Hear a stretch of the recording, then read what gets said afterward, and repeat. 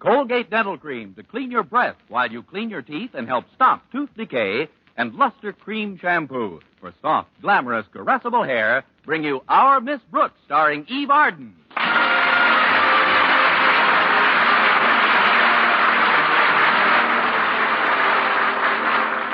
It's time once again for another comedy episode of Our Miss Brooks, written by Al Lewis.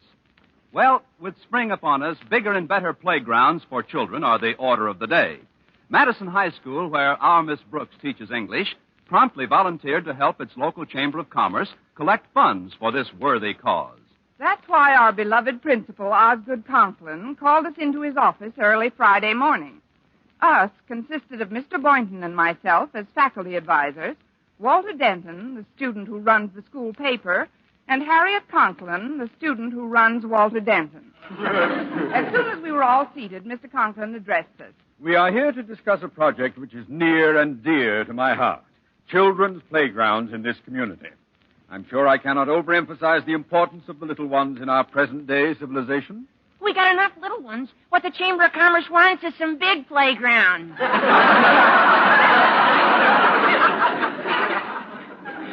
If that was intended as a witticism, Denton, it missed the mark. I don't know. I thought it had a certain... Quiet, Miss Brooks. To help raise money for this worthy project, we are holding a charity auction in our gym at 4 o'clock this afternoon. However, due to a very poor publicity campaign handled by Denton, not very many people know about it. But, Daddy, the poor publicity wasn't all Walter's fault. No, it wasn't, Mr. Conklin. He had lots of other duties. Well, yes, sir. He's been managing the basketball team, for one thing. Just a minute. It's very nice of you all to defend me, but I'd rather have this out with Mr. Conklin myself. Now, about that publicity campaign, Mr. Conklin. What about the campaign? Pretty poor.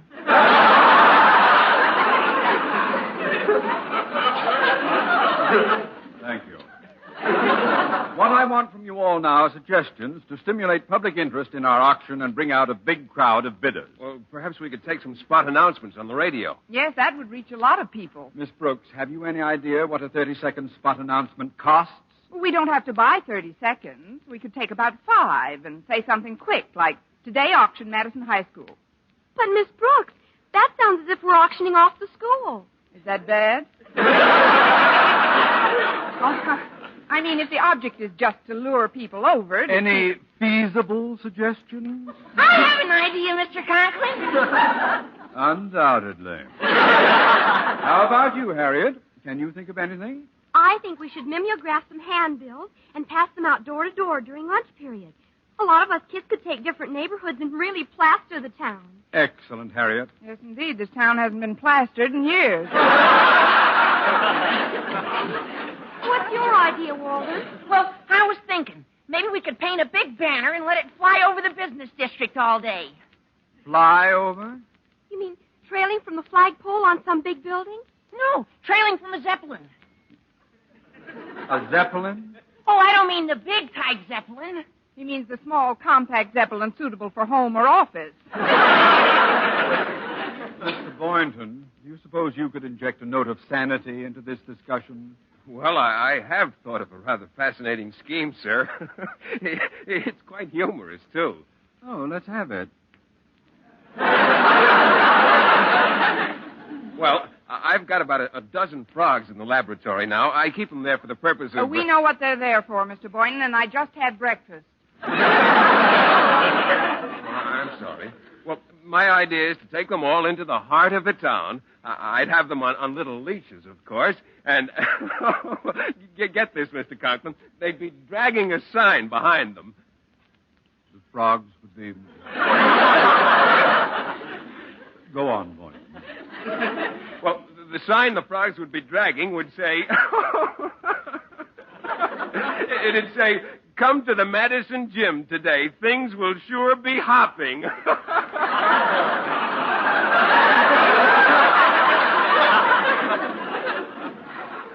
Mr. Boynton, you have my permission to take your idea and hop out of this room. I really think the handbills will do the trick, Daddy. So do I, Harriet. Miss Brooks, do you concur? Frequently. Oh, I'd like to discuss something now that we all seem to have overlooked. Namely, if our auction is to be a success, we lack one fairly important item. What's that? Something to auction off. A very cogent observation. However, the members of the student body were asked to bring their parents' donations to school this morning and leave them just outside the classrooms. You, Miss Brooks, will be in charge of augmenting these donations. Me? Oh, but Mr. Conklin, I've got other things to Now do which are tell going the to take truth, up... Miss Brooks. Is there anything as important as raising money for children's playgrounds? Yes, sir. Raising children for the playground. Hey, you hear that, Mr. Boynton? When are you going to ask... Quiet, Walter. Mr. Conklin, I want to help in this campaign, but I And really you're don't... going to? I know where we might be able to get some more merchandise for the auction. From Mr. Jessup.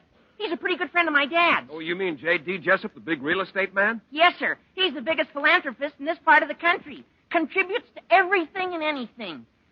He's a natural-born sucker for a worthwhile cause. Charmingly put, Walter. And do get in touch with Mr. Jessup. Now, Mr. Boynton, you will see to it that the auction tables are set up in the gym. Oh, yes. You, Miss Brooks, with the assistance of my daughter, will inspect the merchandise outside the classrooms and jot down the approximate value of each object prior to the auction. But, Mr. Conklin, why do I have to go through all that? Because in addition to obtaining more material for this affair, I have also decided to put you in charge of auctioning it off. Meetings adjourned. Oh, but, sir, I said meetings adjourned. Good day, all. Good day, Bye, Mr. Daddy. Conklin. Golly, that's quite an honor Daddy conferred on you, Miss Brooks. Just think, you're head auctioneer. Yes, and we both know whose head I'd like to auction off first.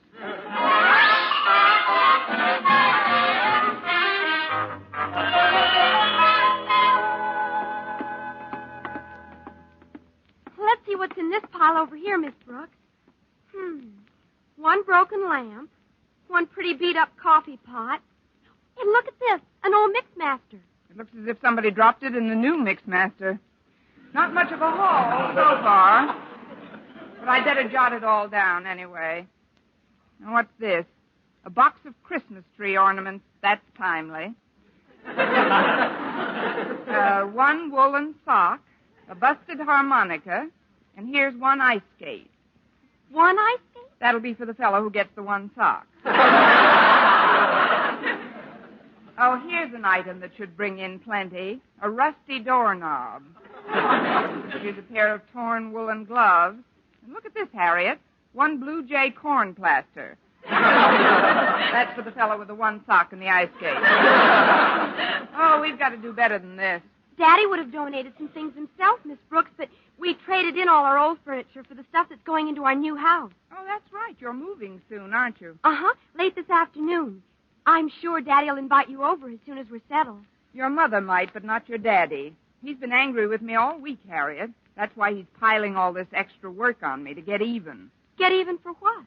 A slight accident that occurred in his office on Monday. He asked me to cut the price tag off a new umbrella he'd bought. And? I took a scissors and went after it. Unfortunately, my hand slipped and I cut a nick in the material of the umbrella. How big a nick? 2 yards. Ever since then, he's been looking daggers at me, or at least sharp umbrellas. Well, I've got to get into my next class, Harriet. We'll have to continue this checkup during study period. All right, Miss Brooks. And please don't take Daddy's tantrums too seriously. Just remember, his bark is much worse than his bite. An even more appropriate slogan would be, let sleeping dogs lie. What? Oh, I'm sorry, Harriet. I didn't mean that the way it sounds. I wouldn't for a minute want you to think that I considered your father asleep.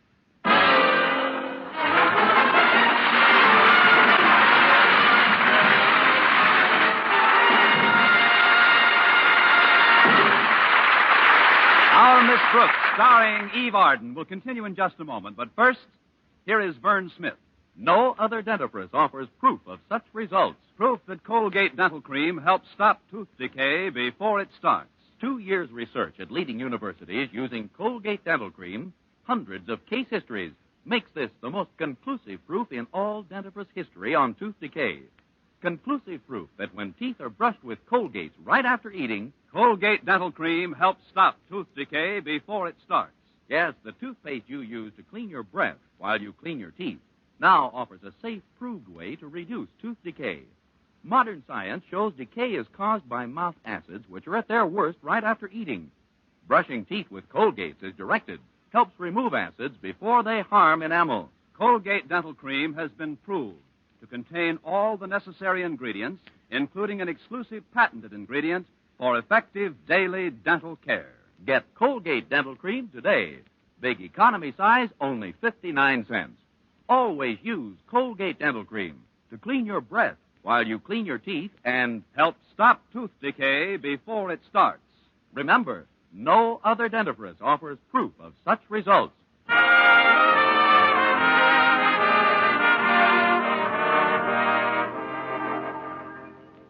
What with rounding up additional donations for the charity bazaar and doing a little teaching on the side, I had quite a busy morning. When lunch period rolled around, I was still in a collecting mood, so I decided to have lunch with Mr. Boynton, a collector's item if I ever saw one. Well, here's a nice table by the window, Miss Brooks. Oh, good. Now we can throw the food away without any trouble. Oh, it isn't as bad as it was. I think the food's picked up. I know. They don't want you to step in it. Well, the gym's all set for the auction this afternoon. I'm glad you reminded me, Mr. Boynton. You know, some of the donations are in pretty good shape. There may be some real bargains on the block this afternoon. Do you think so? Absolutely. If somebody wanted to furnish a little love nest, for instance, he could probably do it for next to nothing. I'll bet he could at that. Yes, sir. Anybody with marriage on his mind could save a pretty penny today. Get a real cozy apartment started. If I run into anybody contemplating such a step, I'll certainly tell him about it. Well, I tried. I could use a couple of things from my apartment at that. When you inspected the stuff this morning, you didn't run across a pair of andirons, did you? As a matter of fact, I did. I don't know who donated them, but they look almost brand new. Well, gee, maybe I can pick them up reasonably at the auction. Well, why wait? We can go look at them right after lunch. And if you like them, we'll have a one-man auction, and I'll see that you get them for a fair price. Oh, but Miss Brooks, would that be fair to the general public? Oh, haven't you heard? They've got andirons.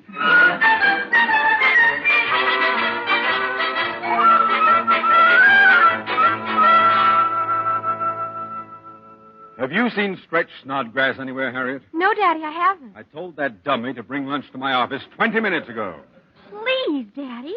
That's no way to talk about Madison star athlete. He may be a star athlete, but it's his brains that need the exercise. Calm down, Daddy. I'm going into the cafeteria now, and I'll see what's keeping him. Oh, before I go, Daddy, I just spoke to Mother on the phone, and she told me all the living room furniture has been delivered to the new house. She says she just knows you're going to love it. Mother has such wonderful taste, don't you think? Obviously, she married me. Oh, one more thing, Daddy. The store made a mistake and delivered our andirons to the school here instead of the new house. They're right outside your office now. Well, what am I supposed to do with them? Bring them home with you after school. They're awfully pretty, Daddy. Come on, take a look at them. Well, there's nothing better to do while I'm waiting for that dunderhead. Here they are. Aren't they pretty?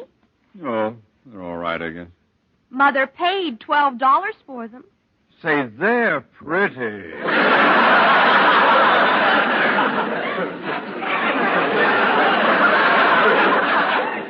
Well, I'd better get into the cafeteria. I'll send Stretch in with your lunch as soon as I find him. See you later, Daddy. Very well, Harriet. I'll be in my office. Why everything has to happen all at once, I'll never know. All days to be moving. Let's see now. Where are those andirons I saw this morning? Are these them? Yes, those are them. These are those. Yep, them's the andirons, all right.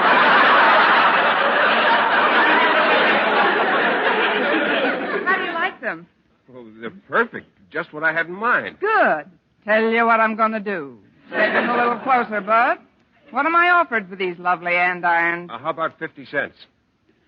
This boy is closer than I thought. I've got 50. Do I hear more? Not from me. Why, I'd give 75 cents for these myself. Well, I'll make it 80. Now you're talking. I got 80 cents. 80 I've got. Going once for 80, going twice for 80. I'll bid 85 cents. That's the spirit. I've got 85. Oh, you're not in this, Mr. Conklin? I'm not? No, sir. Mr. Boynton needs these andirons, and, well, I think 80 cents is a fair price. Oh, so do I, Miss Brooks, considering that I just paid $12 for them. $12? I'm terribly sorry, Mr. Conklin. We didn't know they were yours. Well, that's quite all right, Boynton. But just to be on the safe side, I'll take them with me. I'd better get back into my office before Miss Brooks sells my socks. We just need one. Oh, Mr. Conklin, I got your lunch. Well, it's about time, Snodgrass. Come with me. I'm terribly sorry about the andirons, Mr. Conklin. There was so much stuff in the hall that there was no way for me... I know. Put everything on my desk, Snodgrass. Yes, sir. Here's your coffee. I just put sugar and cream in it, and I'm sure it's just the way you like it. I'm sure it is. Except that I ordered tea with lemon. Oh, I'm sorry, Mr. Conklin. I'll change it. Never mind. Where's my sandwich? Here it is. Bacon and tomato on whole wheat, wasn't it? Yes, it was, Stretch. And I suppose that's why you've brought me peanut butter on gluten bread. Gosh, Mr. Conklin, I must have got confused. Want me to take it back? No, it's too late now. I'll eat it. But before you leave, I have another errand for you. You could save me a lot of trouble if you would take these andirons over to my new house. The address is 616 Anderson Avenue. Is that clear, Stretch? Yes, sir. You want me to take these, what are they again? Andirons. Oh, yeah. You want me to take these andirons over to your new house at, what was that address again? 616 Anderson Avenue. It's very simple if you associate andirons with Anderson Avenue, you see? Oh, sure. You want me to take these Andersons over I'll write out the address for you. There you are. Now, put it in your pocket and don't lose it. Okay, Mr. Conklin. Oh, by the way, Snodgrass, Mrs. Conklin may be out shopping, so just leave the andirons on the front porch. Yes, sir. Hiya, Stretch. Boy, what a deal I just made with Mr. Jessup. Who's he, Walter? He's a big philanthropist. He is? He owns real estate all over this town. And he just told me that one of his houses is being torn down in a few days to make room for the new freeway. Boy, that's too bad. No, it isn't.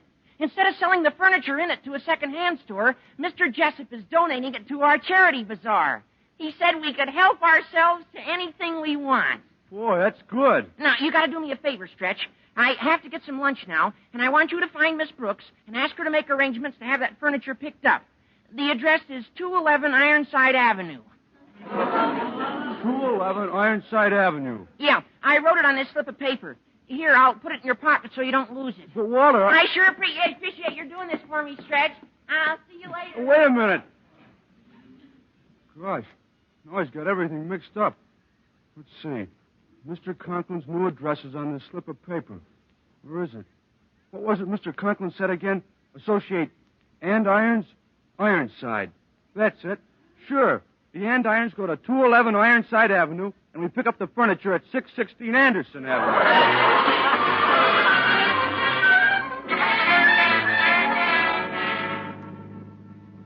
It was certainly generous of Mr. Jessup to donate a house full of furniture. It sure was. Even if he is a big Steady, boy. I hope we're near the place. It's 3:15, and the auction's supposed to start at 4. Besides, I've ordered the moving van for 3:30. Oh, it's only another couple of blocks. Well, I'm sorry I was late picking you up, Miss Brooks, but I had to drop some andirons off at Mr. Conklin's new house. I know them well. I almost sold them to Mr. Boynton. Well, this is the place. 616 Anderson Avenue. Say, that's a rather pretty house. It's a shame they have to tear it down and make room for the freeway. Come on, Miss Brooks. Let's go and pick out the furniture we want for the auction. All right, Stretch. Have you got a key to the place? Walter didn't say nothing about no key, but I'll get us in all right. I'll just kick in a window. But, Stretch, you can't do that. Why not? The place is being torn down anyway. Oh, I know, but that's... What'd you say, Miss Brooks? I was just making conversation. Well, this window's too small. I can't reach the doorknob. Oh, wait, there's a French window over here. This one's on me. I've got French heels on. Well, let me help you. You know something, Stretch? One more kick and the freeway can go through here without moving the house.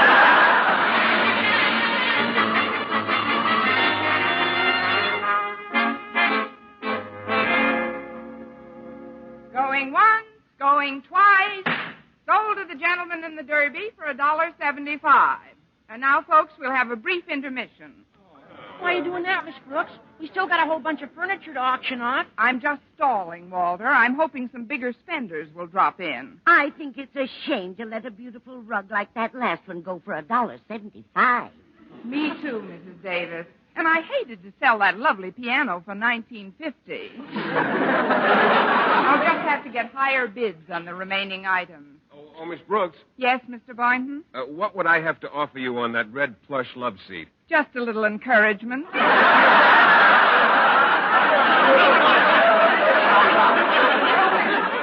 mean money? Well, it's hard to tell, Mr. Boynton. I have an idea how we can get higher prices. Connie, why don't I act as sort of a shill? A shill? Yes, I learned that word from my brother Victor. When I was a little girl, he was in the theatrical business, you know. Yes, I know, Mrs. Davis. During intermission, he always used to sell me the first box of Cracker Jack with a wristwatch in it. What I'll do is just stimulate the bidding a little. Well, it is for a good cause. Hello, Miss Brooks, everybody. I trust the money is pouring into the till. Frankly, Mr. Conklin, it's just drizzling in. I'm waiting for Harriet's handbills to show a little better result. Have a seat and make yourself at home, won't you? Well, that should be easy, Miss Brooks. As I look at this furniture about me, I feel as if I am at home. Take that lamp, for example. It's almost an exact duplicate of one my wife bought last week. Cost over $40. What did that one go for, may I ask? $7.50. $7.50. That is a bargain, isn't it? Now then, inasmuch as this project is so close to my heart, I think I should participate. Now, take that red plush love seat, for example. It would be a perfect match for one I have at home. Paid $150 for it. Put it up for auction right now, Miss Brooks. But, Mr. Conklin, this is intermission. Well, just for our little group. Those others seem quite lethargic anyway. But it's supposed to be a public auction, Mr. Conklin. Well, we're the public, aren't we? Mrs. Davis, Denton, Mr. Boynton. That'll be plenty. How much money do you have, Denton? $2. Oh, fine. How much have you got, Mr. Boynton? About $45. Somebody died? Well, let's begin, Miss Brooks. Put up the love seat now. I'll start the bidding. I bid $3. Already, I'm shut out of the bidding. No, I kind of had my eye on that, too. I'll offer $5. Going. $10. 15. Going. 25. 35. 40. 45. 46. I bid $47. Wait a minute. How can you bid $47? I'm loaning my $2 to Mr. Boynton. They're not doing me any good. I'll put an end to this bidding right now. I bid $50. Yes, sir. I bid $50 for this lovely red plush love seat. Going once, going twice. 55. Where did that come from? Oh, it's you, Mrs. Davis. Well, if you bid 55, I guess I'll have to bid... 65. 75. 80. 85. I've got 85. Going once, going twice. Last chance. Let's have another bid, or this gentleman gets it for 85. Going. Remember, folks, in addition to this beautiful love seat, I'm throwing in absolutely free a box of Cracker Jack. 86. I bid $100, and that's my final offer. 110. I bid $110. Going. Oh, come. I'll have to sell it to Mrs. Davis unless I get a higher bid. Going. 115.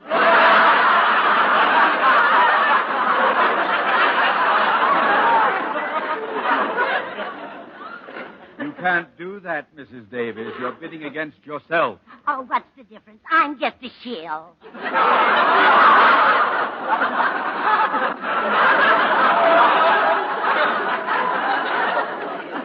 What? I demand that we revert back to my last bid of $100. Sold to Mr. Conklin. Fine. Now, let's see. What else have we here? Oh, there's quite a bit of stuff, thanks to Mr. Jessup's generosity. Why, we practically cleaned out that house of his at 616 Anderson Avenue. Well, Jessup has the true American spirit. The spirit of benevolence and charity. So prevalent and throughout this glorious nation. From the rock-bound coast of Maine to the sunny shores of 616 Anderson Avenue!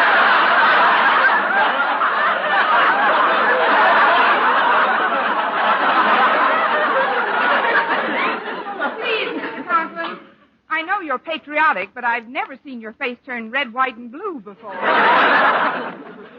Miss Brooks, how did you get into that house?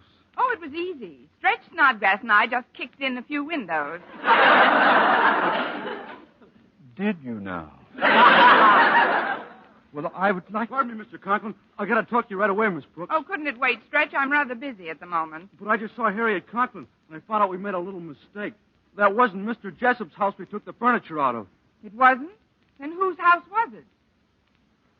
Shall we dance? Mr. Conklin, it was your house. Well, there's only one way to settle this. Gather round, folks. Gather round. What am I bid for me and Stretch Snodgrass?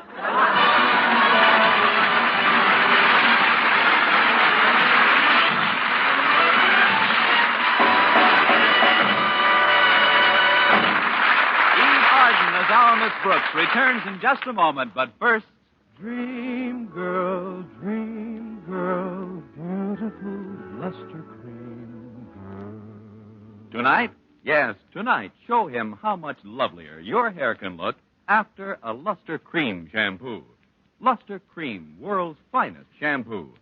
No other shampoo in the world gives you Kay Duma's magic blend of secret ingredients plus gentle lanolin. Better than a soap, better than a liquid, Luster Cream is a dainty cream shampoo. Leaves hair 3 ways lovelier, fragrantly clean, free of loose dandruff, glistening with sheen, soft, manageable. Even in hardest water, Luster Cream lathers instantly. No special rinse needed after a Luster Cream shampoo. So gentle, Luster Cream is wonderful even for children's hair. Tonight, yes, tonight, try Luster Cream shampoo. Dream girl, beautiful luster cream girl. You owe your crowning glory to a luster cream shampoo. And now, once again, here is our Miss Brooks. As Mr. Conklin slowly turned a deeper shade of purple, there was another flurry of activity in our corner of the gym. 180. 185. 190. 195. Miss Brooks, what's going on? Step aside, Harriet. I'm taking your father's blood pressure.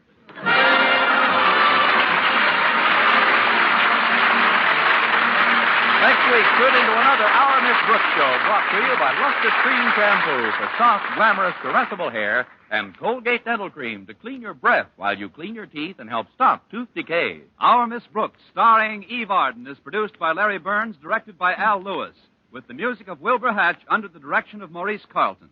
Mr. Boynton is played by Jeff Chandler, Mr. Conklin by Gale Gordon. Others in tonight's cast were Jane Morgan, Dick Crenna, Gloria McMillan, and Leonard Smith.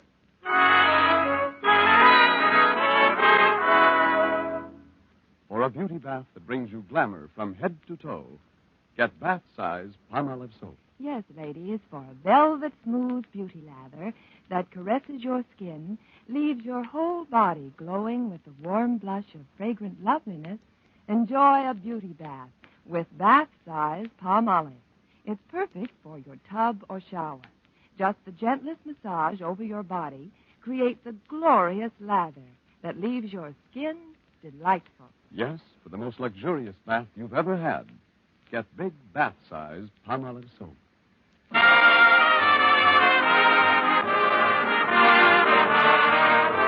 For mystery liberally sprinkled with laughs, listen to Mr. and Mrs. North, the exciting, fun-packed adventures of an amateur detective and his beautiful wife. Tune in Tuesday evening over most of these same stations. And be with us again next week at this same time for another comedy episode of Our Miss Brooks. Bob Lamont speaking. This is CBS, the Columbia Broadcasting System.